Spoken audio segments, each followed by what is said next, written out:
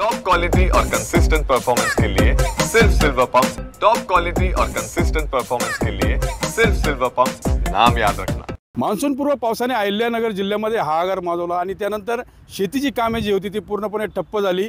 कुठेतरी 2 ते 3 दिवसापासून पावसानं उसंत दिल्यानं मशागतींना वेग आलेला आहे आणि जे शेतकरी आहेत ते आपल्या शेतामध्ये मशागतीचे जे काम आहे ते खरीप पूर्व हंगामाचं ते करतायत आणि मोठ्या प्रमाणात यावर्षी सोयाबीनसह मक्याचा पेरा देखील वाढण्याची शक्यता जी आहे ती निर्माण झालेली आहे। कारण मध्यंतरी अतिवृष्टी त्यानंतर आलेला अवकाळी पाऊस यामुळे चाऱ्याचा प्रश्न देखील निर्माण झालेला आहे आणि त्यामुळे आता शेतीच्या कामांना वेग आलेला आहे।